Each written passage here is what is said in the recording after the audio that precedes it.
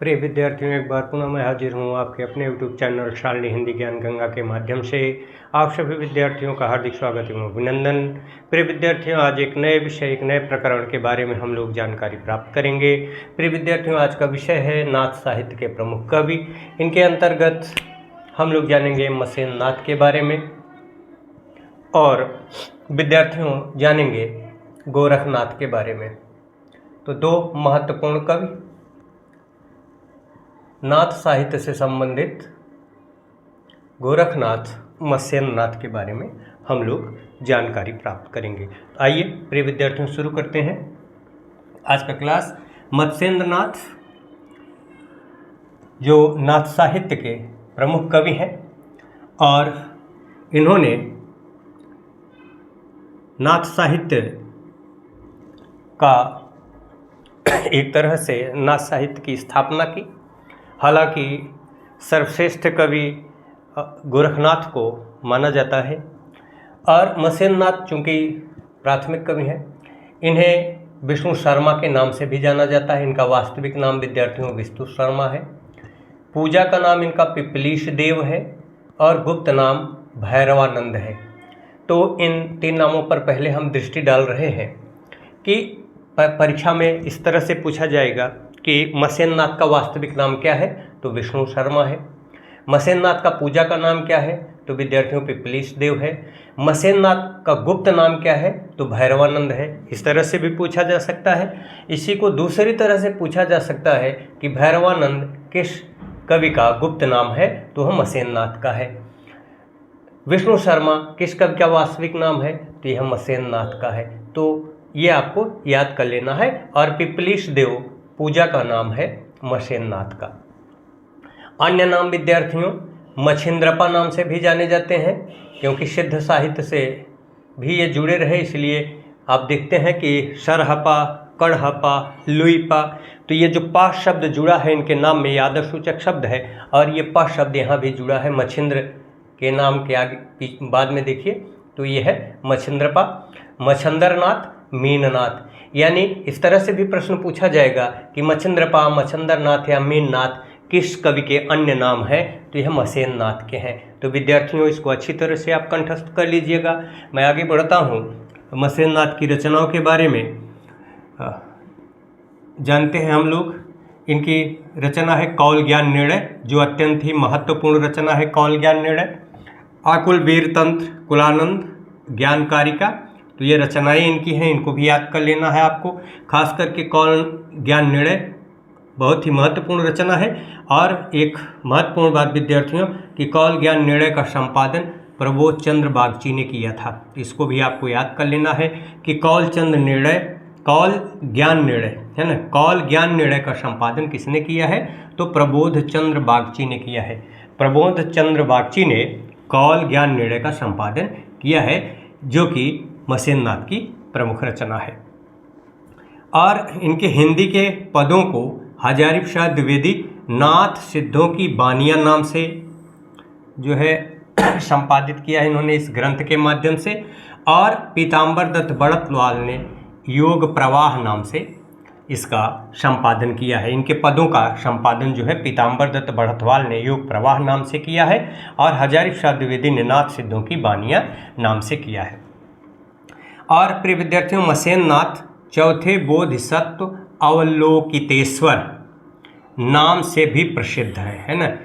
एक नाम यहाँ और भी महत्वपूर्ण जुड़ गया मसेन नाथ से संबंधित कि इन्हें चौथे बोधिसत्व के रूप में भी जाना जाता है।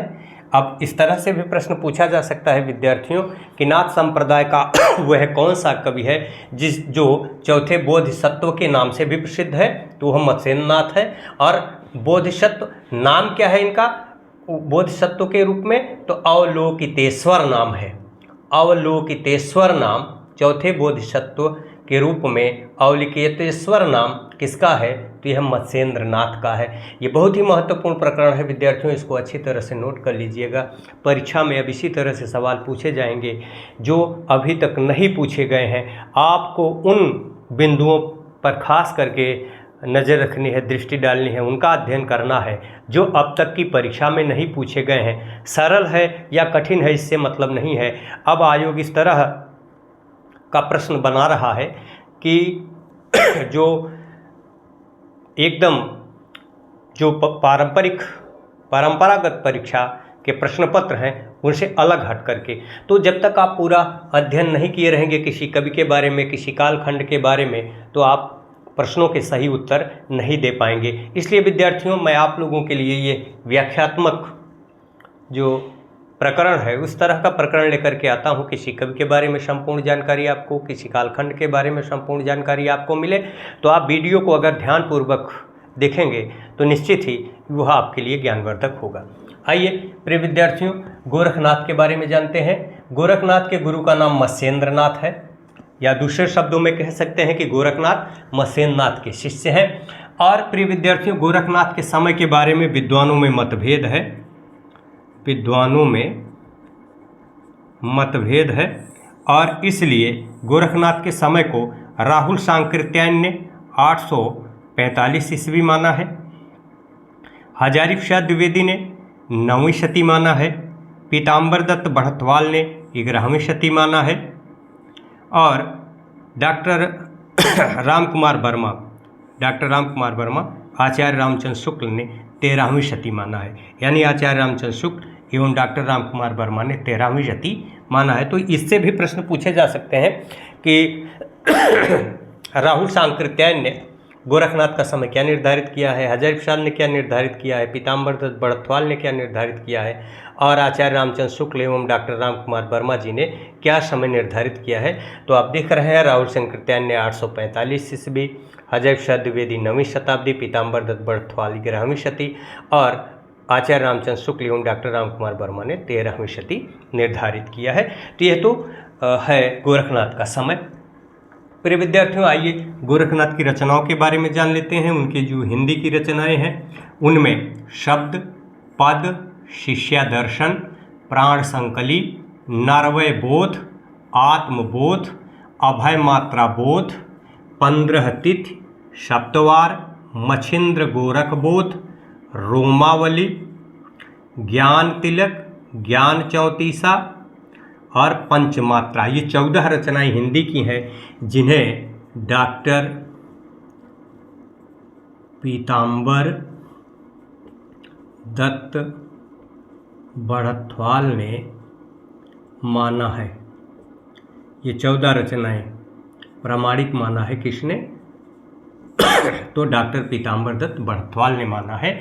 कौन कौन सी? शब्द, पद, शिष्यादर्शन, प्राण संकली, नरवय बोध, आत्मबोध, अभय मात्रा बोध, 15 तिथि, सप्तवार, मच्छिंद्र गोरख बोध, रोमावली, ज्ञान तिलक, ज्ञान चौतीसा, पंचमात्रा।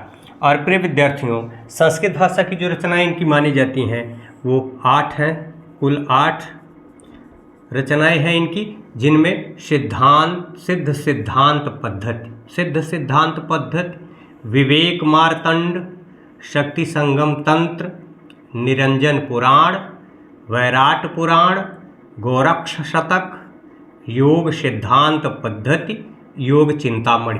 तो ये 8 रचनाएं विद्यार्थियों इनकी संस्कृत भाषा की हैं, और ये 14 रचनाएं जिन्हें डॉक्टर पीताम्बर दत्त बढ़तवाल ने प्रामाणिक माना है ये हिंदी की हैं। प्रिय विद्यार्थियों, गोरखनाथ के संबंध में महत्वपूर्ण जो अन्य बिंदु है उनमें मिश्र बंधुओं ने गोरखनाथ को हिंदी का प्रथम गद्य लेखक माना है। तो हिंदी का प्रथम गद्य लेखक गोरखनाथ को किसने माना है? तो यह मिश्र बंधुओं ने माना है। इसको आपको याद कर लेना है विद्यार्थियों।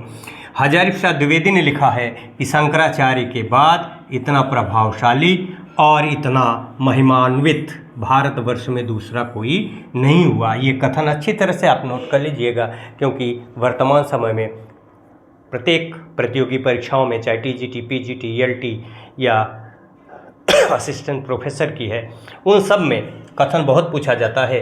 तो आचार्य हजारी प्रसाद द्विवेदी ने गोरखनाथ के बारे में लिखा है कि शंकराचार्य के बाद इतना प्रभावशाली और इतना महिमान्वित भारतवर्ष में दूसरा कोई नहीं है।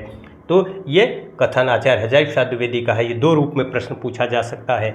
यहाँ से बनेगा प्रश्न कि शंकराचार्य के बाद इतना प्रभावशाली और इतना महिमान्वित भारतवर्ष में दूसरा कोई नहीं है, कथन किसका है? तो यह कथन हजारी प्रसाद द्विवेदी का है। ये पूछ लिया जाएगा कि आचार्य हजारी प्रसाद द्विवेदी ने किसे शंकराचार्य के बाद इतना प्रभावशाली और इतना महिमान भारतवर्ष में दूसरा कोई नहीं हुआ है माना है? तो यह गोरखनाथ को माना है। इसलिए विद्यार्थियों इसको आप याद कर लीजिएगा।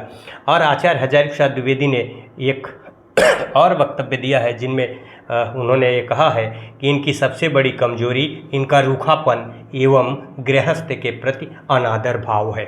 इसको आप अच्छी तरह से जानिएगा कि एक तरफ तो शंकराचार्य के बाद सबसे प्रभावशाली और महिमान्वित भारतवर्ष में दूसरा नहीं है, ये कह रहे हैं आचार्य प्रसाद द्विवेदी गोरखनाथ को, और वहीं दूसरी तरफ ये भी कह रहे हैं कि इनकी सबसे बड़ी जो कमजोरी है वो इनका रूखापन एवं गृहस्थ के प्रति अनादर भाव है। यह प्रश्न भी दो तरह से पूछा जा सकता है। इनकी सबसे बड़ी कमजोरी इनका रूखापन और गृहस्थ के प्रति अनादर भाव है। यह कथन किसके लिए कहा गया है? तो यह गोरखनाथ के लिए कहा गया है। और ये कथन किसका है? तो यह आचार्य हजारी प्रसाद द्विवेदी का है। तो प्रिय विद्यार्थियों इसको आप अच्छी तरह से कंठस्थ कर लीजिएगा, याद कर लीजिएगा। और एक बात मैं बताना चाहता हूँ आपको कि गोरखनाथ ने या नाथ संप्रदाय के तमाम कवियों ने निर्गुण निराकार ब्रह्म की उपासना की है, वाह्य आडंबरों का विरोध किया है। और जो योग साधना पद्धति है जिसमें खट चक्र है, खष्टांग योग है और योग पद्धति की तमाम जो साधनाएं हैं उनके बारे में उन्होंने विस्तृत वर्णन किया है। और साथ ही नारी को योग साधना में सबसे बड़ा बाधक माना है, क्योंकि यहीं से आप देखेंगे कि ये नाथ साहित्य का मानना है कि यदि कोई भी साधक नारी के संसर्ग में रहेगा तो वह जो है सिद्धि प्राप्त नहीं कर सकता है। इसलिए उसे नारी से दूर रहना पड़ेगा, यानी उसे वैराग्य धारण करना पड़ेगा, गृहस्थ आश्रम से दूर रहना पड़ेगा। और प्रिय विद्यार्थियों यही कारण है कि आगे चल करके जब हम भक्ति काल में पहुंचते हैं और भक्ति काल की जो निर्गुण काव्य धारा है उसमें ज्ञानाश्रय शाखा के जो संत कवि हैं, जिनमें सर्वश्रेष्ठ कवि के रूप में कबीरदास जी का नाम लिया जाता है, उन्होंने भी नारी को जो है योग साधना में ईश्वर की प्राप्ति में मुख्य बाधक माना है। उन्होंने कहा है कि नारी नशा में तीन सुख जा नर पाशे होए, भक्ति मुक्ति ज्ञान में पै सके न कोई। और उन्होंने और भी तमाम जो है अपने विचार, अपनी वाणी में ये नाथ साहित्य की विचारधारा को समाविष्ट किया है। तो प्रिय विद्यार्थियों आज की यह क्लास, आज की यह जानकारी आपको कैसी लगी कमेंट बॉक्स के माध्यम से कमेंट कीजिएगा। और वीडियो को लाइक करिए, अधिक से अधिक शेयर करिए। यदि आप चैनल पर पहली बार हैं तो चैनल को सब्सक्राइब करना न भूलें। फिर मिलेंगे एक नए वीडियो के साथ, एक नई जानकारी के साथ। तब तक आप हंसते रहिए, मुस्कुराते रहिए। ईश्वर आपको हर खुशी दे। नमस्कार, धन्यवाद। जय हिंदी, जय हिंदुस्तान, जय भारत।